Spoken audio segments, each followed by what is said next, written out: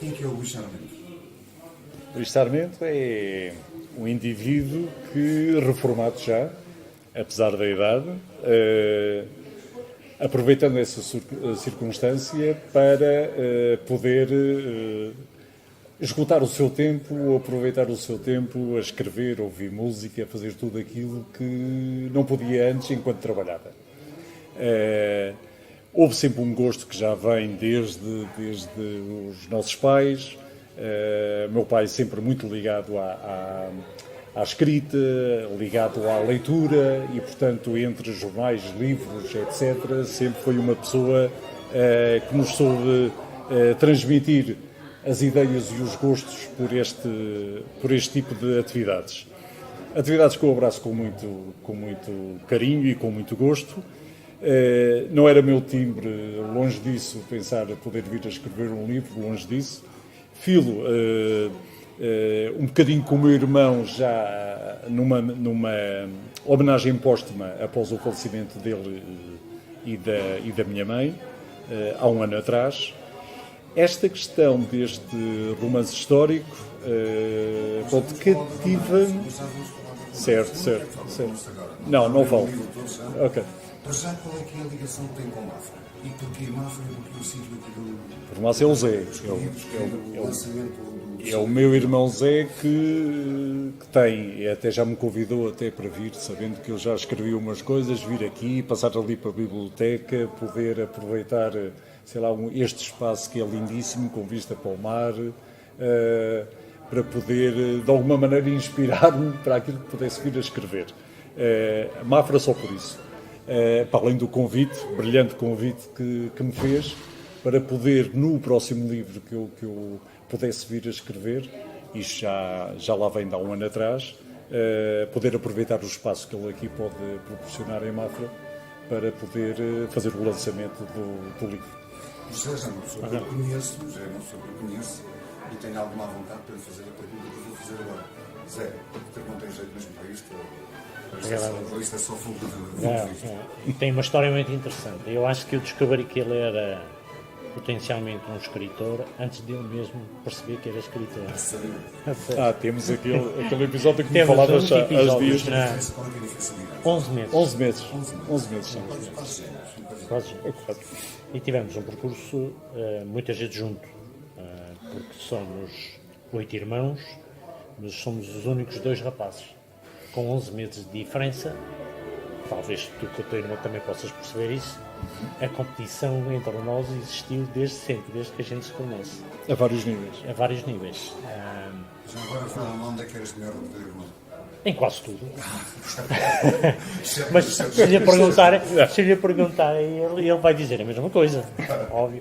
Mas é muito interessante porque nós somos realmente diferentes, temos perspectivas até de ver a vida diferentes, e eu costumo dizer, eu vejo o mundo de azul e branco e ele vê o mundo de vermelho e branco.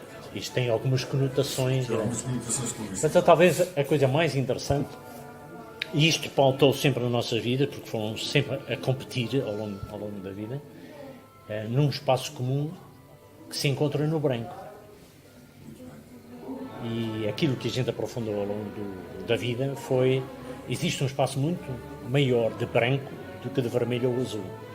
Independentemente da cor colorista que existe, obviamente, mas também em convicções.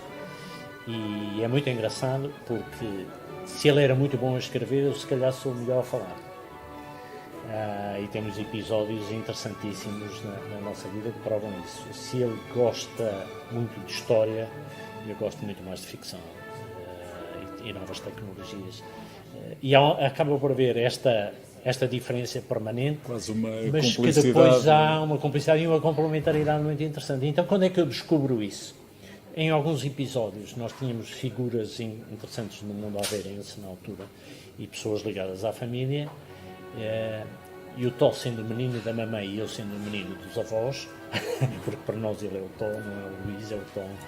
Luís António. A verdade é que o que acontecia era esta questão que acaba por influenciar muito a vida do meu irmão, que é a minha mãe. Ele era o menino da mamã. Eu não era um menino da mamãe, era um menino da mamãe. Mamãe de convicções muito fortes, muito religiosa, tal como o meu pai, e que acaba por influenciar grandemente a nossa vida dele, educação e a nossa educação. E sempre houve numa casa que era inundada de música e de livros. Eu acho que eu posso dizer que talvez o único espaço na nossa casa, que era grande, onde não havia livros, era na cozinha.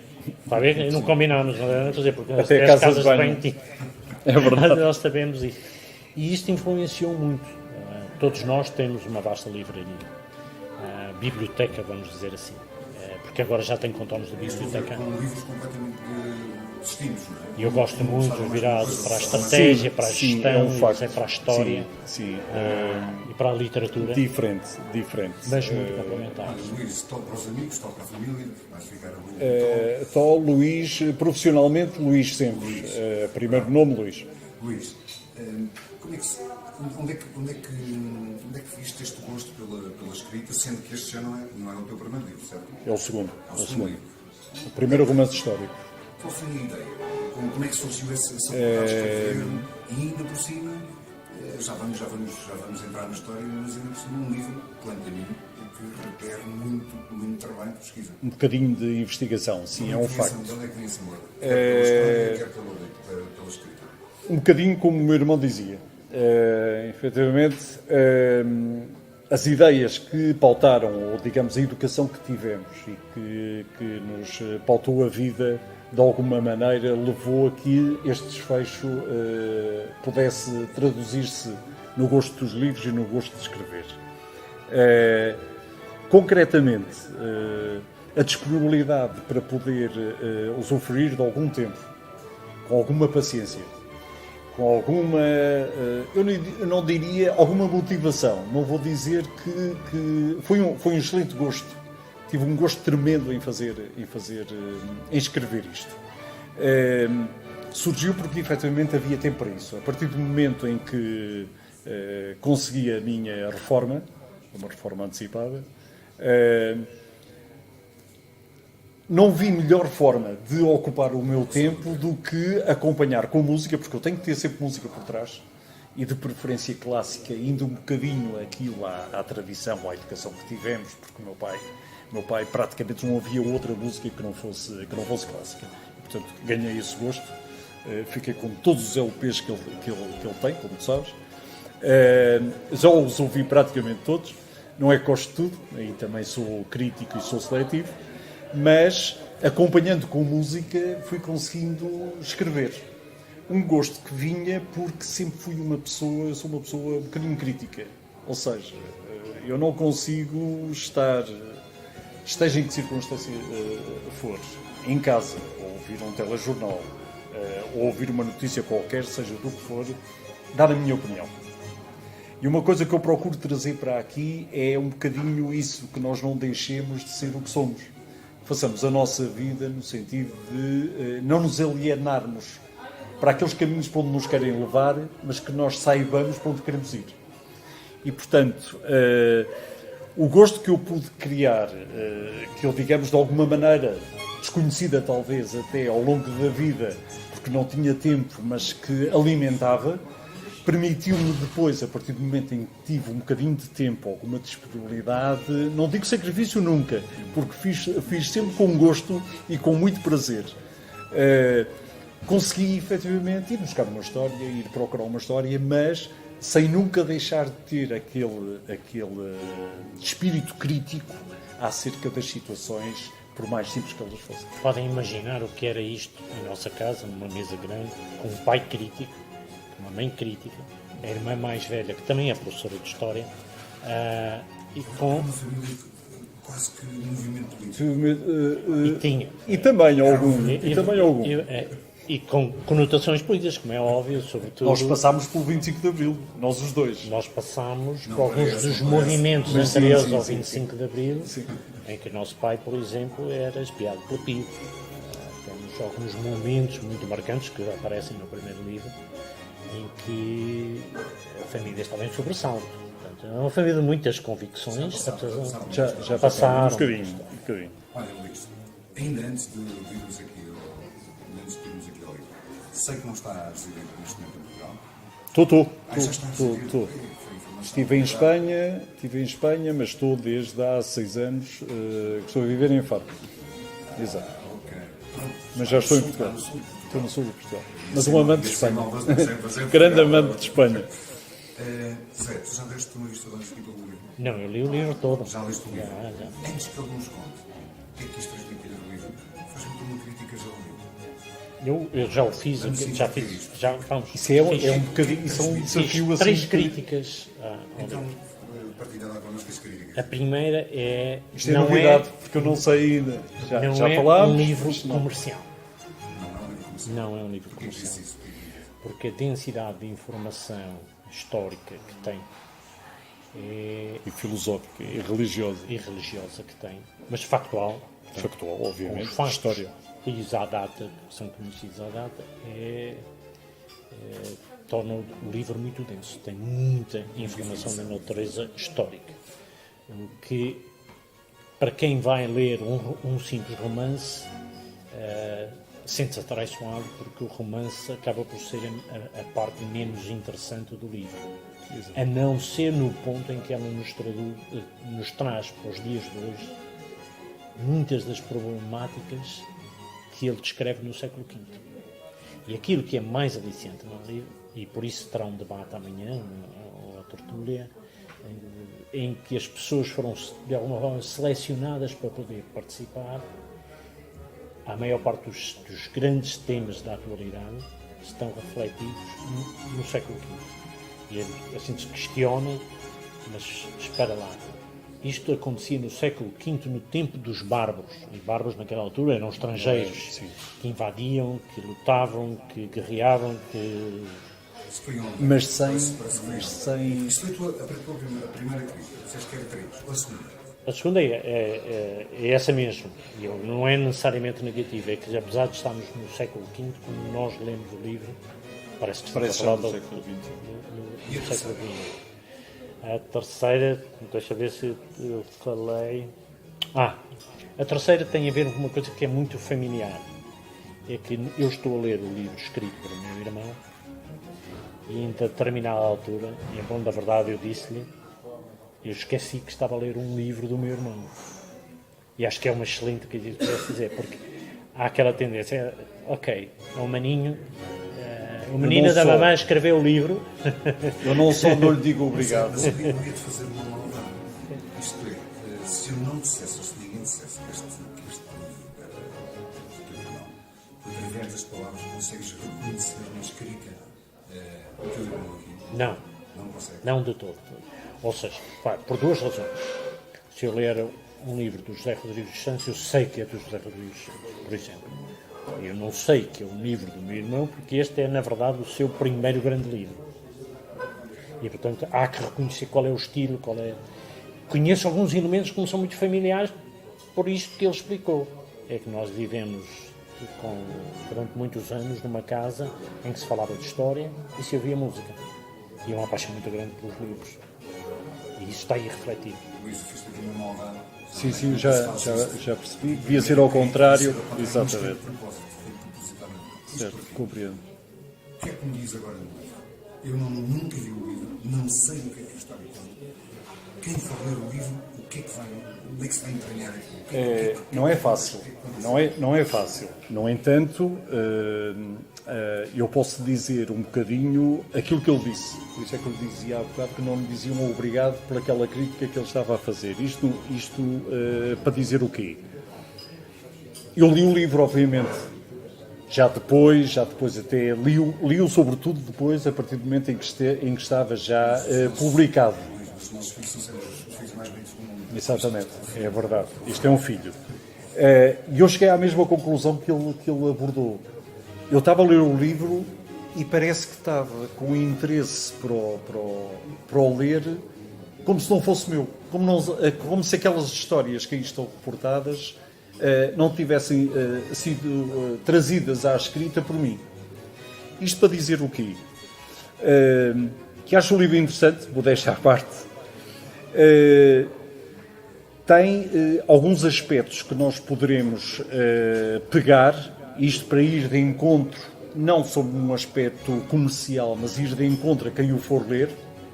Muitas ou poucas pessoas não interessa, mas julgo que a pessoa vai conseguir ver ali retratadas, e é um bocadinho uma das ideias que eu tinha quando me abalancei à escrita do livro, é que nós nos pudéssemos, nós enquanto leitores, enquanto homens da sociedade de hoje, do século XXI, se pudesse rever um bocadinho ali. Isto para dizer o quê? Os acontecimentos do século V, que eu aqui retrato, são tão impactantes que levam efetivamente a uma reflexão, queiramos quer não.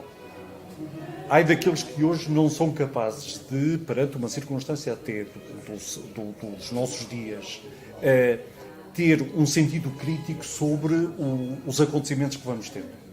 Sejam políticos, sejam sociais, sejam no seu ambiente religioso, seja no seu ambiente de casa, seja no ambiente profissional. Um bocadinho desses acontecimentos do século XX. São sobretudo três. Os impactantes são sobretudo três. As invasões bárbaras, que começam em 406, aí poderemos dizer que é considerada a data, o ano de 406 depois de Cristo, é considerada a data do princípio do fim do Império Romano do Ocidente. Estas migrações que ocorrem na Espanha digamos, a zona geográfica que eu quis privilegiar, ou não fôssemos portugueses e lusitanos, e portanto essas invasões são, digamos, pela complexidade de problemática que trouxeram ao Império Romano, são extremamente importantes. Um segundo aspecto, para além das invasões, uma tentativa, que terá sido talvez a primeira tentativa conseguida do cristianismo para se poder afirmar no lado ocidental da Europa. Porque, enfim, já tinha tradição no lado oriental.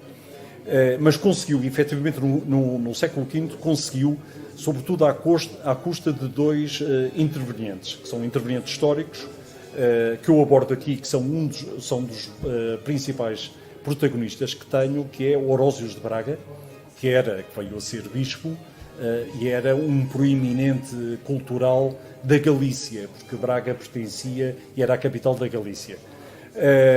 E Agostinho de Hipona, o Santo Agostinho, que ele vai visitar, e isto é uma realidade histórica, são dois personagens muito importantes.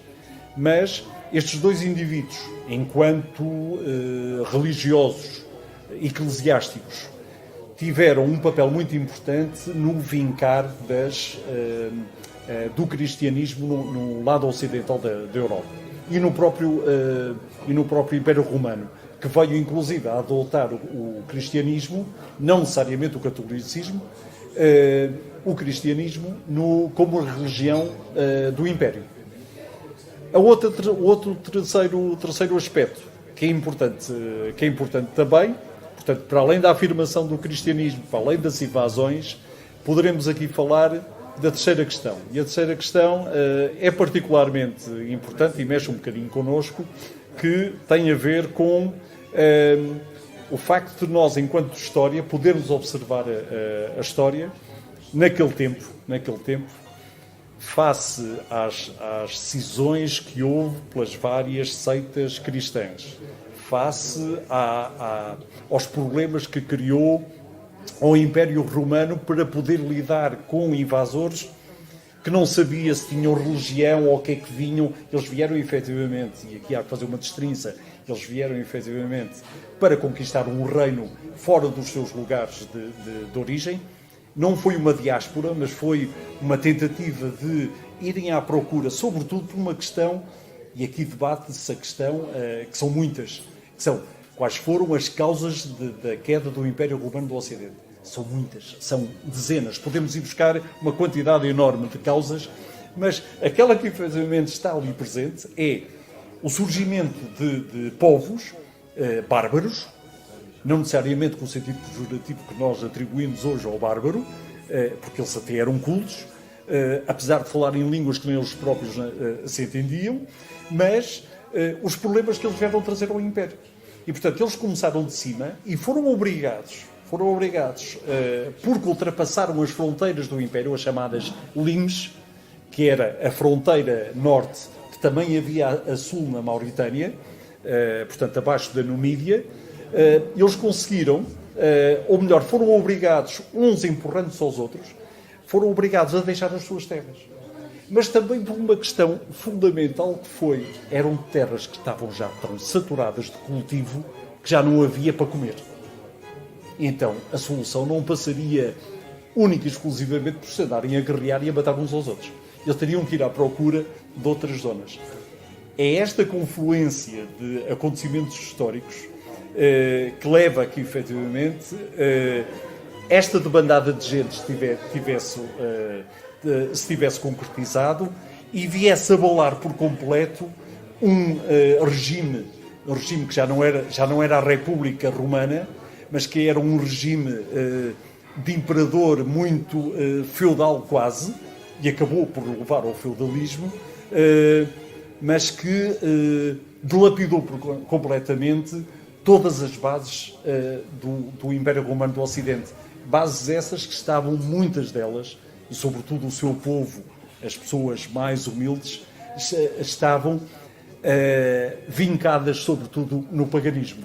Havia deuses, havia deuses para tudo. Havia centenas de deuses. Nós hoje podemos dizer, sim senhor, eles adoravam o sol, havia deuses maiores e deuses menores. Adoravam toda a gente, havia deuses para tudo, pode crer. Havia deuses para tudo. O catolicismo, e portanto as pessoas imbuídas daquilo, e até por desconhecimento, porque a iliteracia era grande, não podia ser de outra forma, só os eclesiásticos é que tinham um bocadinho de saber, e aliás isso propagou-se e manteve-se até o século XIX, provavelmente, mas estes problemas deitaram abaixo por completo o Império Romano do Ocidente. Eu sei ter lido o livro e pelas críticas que o teu irmão fez, críticas construtivas, naturalmente, e depois da explicação já reparei que ele tem razão. Ficaste embranhado em história. Ora, é assim. História. Perfeita A minha observação. pergunta é: onde é que o romance? O que é que trata O que é que eu... Agora falo eu, porque eu sou leitor, ele é o escritor, ele é apaixonado pela história. O que é que eu achei interessante aqui, e que eu acho tão atual e tão sedutor, é que aquilo que nós dizemos que é hoje o Portugal acolhedor, o país provavelmente de eleição que melhor recebe, tem uma história que vem e precisamente do facto de ter sido uma região onde confluíram povos, culturas, raças de todas as espécies. E isso acabou por fazer, esse tal cansaço, essa necessidade de paz, essa necessidade de segurança, acabou por criar aquilo que eu acho que está na nossa gênese, é a capacidade de receber aqueles que são diferentes e poder respeitar essas diferenças. Não significa que a gente se identifique com elas, mas existe um profundo respeito por quem vem à procura de segurança, de paz, de melhores condições. E essa faz a nossa hospitalidade. Eu acho que hoje, se olharmos para aquilo que é o português, talvez dos povos mais hospitaleiros do mundo, as suas raízes provavelmente estão aqui. É porque este é um terreno absolutamente diferente. Tu brindaste o teu irmão com a apresentação do livro na tua casa, fizeste duas coisas. Mas porquê Mafra não foi respondido como devia ser? Mas espera. Porquê? Porquê é Mafra? Fala-me só no romance. O romance. O romance é uma... O que é o romance? A parte do romance é linda, porque e é um apelo aos dias de hoje. Porque acabam por... a essência do romance junta alanos com unos. Com unos. Unos eram Uma lana provavelmente... e um uno. São os protagonistas. O uno era provavelmente o mais selvagem, o mais bárbaro de todos. E era considerado o alano, como um violador por natureza, um ladrão por natureza, que desrespeitava toda a essência básica humana.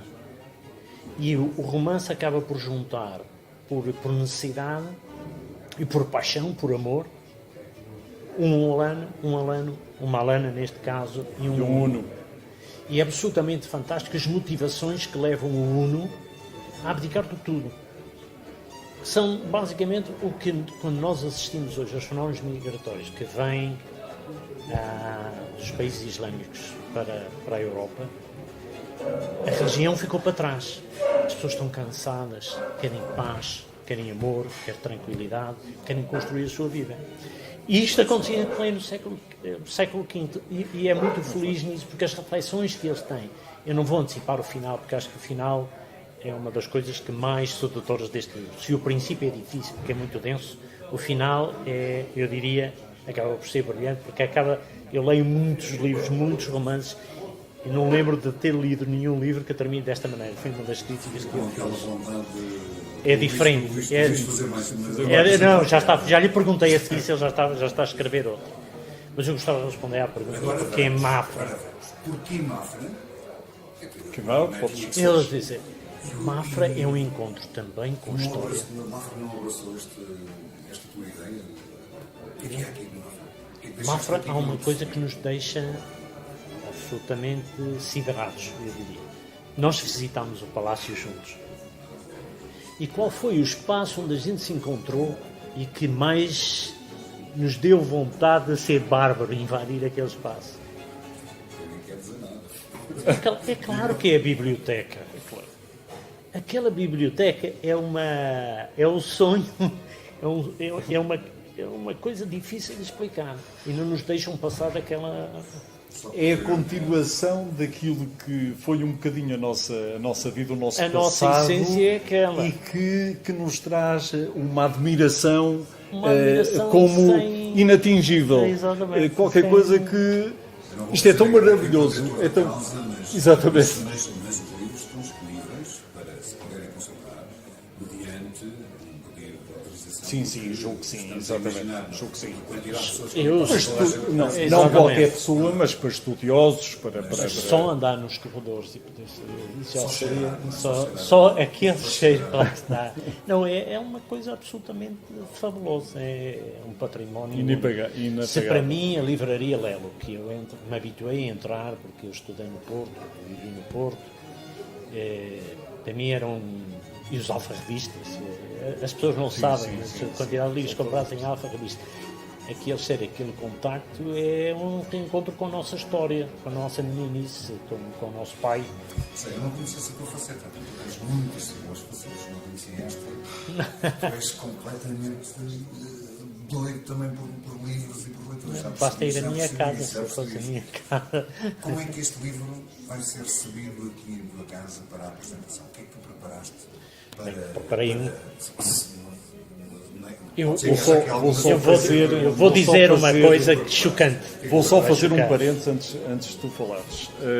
Foi uma das coisas, e apesar de sermos irmãos, e apesar de grande parte da nossa vida já profissional e mais madura, foram passados sempre longe um do outro. E uma das coisas que mais pude apreciar no meu irmão, isto sem estar aqui a tentar enaltecer o que quer que seja, foi o facto de, e o facto de eu estar à distância, como disse, estou a viver em Faro, o facto de vir fazer a apresentação por convite dele a Mafra, foi sentir no meu irmão, isto porque nos últimos dias, na última semana, 2 últimas semanas, nos contactámos mais do que provavelmente nos últimos 5, 10 anos, sem exagero. Até porque eu vi muitos anos. Até porque ele já esteve fora, esteve no Brasil, esteve na Áustria, etc. Esteve na Alemanha, Dinamarca, etc.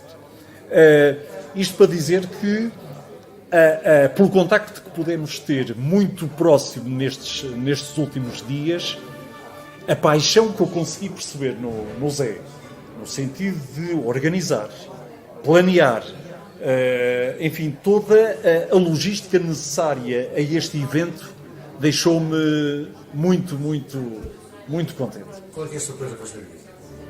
O que é que se está a organizar? Não posso dizer que eu não posso. Eu não sei, se calhar também é surpresa. É a componente musical. Vai ser digno da apresentação. Eu espero que sim. Eu fiz para que fosse. É assim. Eu tenho uma dívida de gratidão para ele. É um dos episódios que eu vou falar. É que nós estudámos uma parte que estudámos juntos. Coincidimos no próprio teatro. E E ele tinha a paixão da história e muito mais para as matemáticas. Eu estava Mas fomos muito os mais dois na para a matemática. economia. Fomos os dois para a economia. Claro que ele foi para Lisboa, foi para o Porto. Ele foi para a Católica, foi para a Pública. Mas isto faz parte daquilo que das nossas diferenças. Mas, sobretudo, eu lembro-me que nós tínhamos a disciplina de História, eu estudava matemática, ele escrevia lindamente, com uma letra linda, fazia resumos fantásticos. E na véspera do exame eu tinha lido muito pouco de História. E queixei-me à minha mãe, a minha mãe queixou-se ao meu pai para obrigar o meu irmão, na véspera do exame, que era às 2 horas da tarde, levantar cedo, para eu estudar pelos apontamentos dele. E ele disse-me, nunca mais me esqueço, ele disse-me na altura: não, lês os meus apontamentos, não lês. Está fora de questão. Eu leio-os. E eu pensava assim, que bom, é melhor ouvir do que ter que ler aqueles Sabia papéis ler. dele. E a verdade é que fomos anos bem-sucedidos no próprio dele. Ele ficou furioso, porque as notas não foram muito diferentes. Só que ele escrevia muito e eu escrevia pouco. Ele pedia mais páginas no exame para escrever sobre as mesmas questões e Escrever sobre o quê? eu só escrevia aquilo que ele tinha dito. Coisas mais sintéticas, mais Muito populares. mais sintético. Olha, E essa é Luís a José, diferença. sendo que isto é uma entrevista para a internet, eu digo, termino sempre assim, tem que ser curto, porque nós depois não vamos Sim, estar aqui Claro. a ouvir-nos. Quero agradecer-te, Zé, por já teres recebido o teu irmão em tua casa. Estou-lhe a pagar essa dívida. No melhor restaurante, ou num dos melhores restaurantes De Mafra. do nosso conselho, e de Mafra, naturalmente. Ao Luís, fazer votos que o livro tenha um sucesso e vamos terminar fazendo aqui uma sugestão. Para já, saber quem é o público-alvo do seu livro. O público-alvo está aqui nesta câmara, dirija-se ao seu público-alvo e faça o convite para lerem o livro. Ok. Pois, eu acho que este livro poderá estar destinado a todos, primeiro, e a todos os amantes da escrita, da leitura. Concretamente, apesar da história que está na base da feitura do livro ser uma história ou ser um romance muito simples, mas muito sincero. Os intervenientes são muito sinceros naquilo que dizem e fazem também hoje percebermos quão difíceis são as relações entre as pessoas que se querem conhecer, querem mostrar o que têm de melhor um ao outro, mas diria que naturalmente que aqueles que têm um gosto específico por história, que gostam de analisar e criticar, no bom e mau sentido, tudo aquilo que nos vai acontecendo, pessoas ligadas à filosofia ou à religião, têm também aqui o seu espaço. Julgo que é um livro, não é fácil de ser entendido, é polémico, eu julgo que é um bocadinho polémico, mas uma das coisas que eu quis trazer aqui foi que as pessoas pudessem perceber a história, e focando-nos só e exclusivamente na história, pudessem perceber que a história, aquilo que foi no passado, pode-se repetir no futuro. E repetiu-se, infelizmente, em muitos casos que nós consideramos as páginas negras da história, viemos-las a ter mais tarde, por mais do que uma vez. Mas que saibamos com essa história poder fazer a nossa própria história, porque nós temos um legado maior ou mais pequeno, mais sábio ou menos sábio, para os nossos filhos, para a própria história mundial, que possamos aproveitar ou não, corrigir aquilo que a história nos trouxe de errado, que deverá ser alvo de correção, e aproveitar tudo aquilo que de bom para podermos viver de uma forma melhor, mais simples, mais sincera e mais adulta. No fundo, para dizer, como os estoicos dizem, nós devemos fazer a nossa vida não renegando nunca, mas nunca o caminho que temos a trilhar. Portanto, devemos ser sempre donos de nós próprios. Isto era o princípio fundamental dos estoicos. Muito obrigado. Ok. Muito obrigado também. Muito obrigado.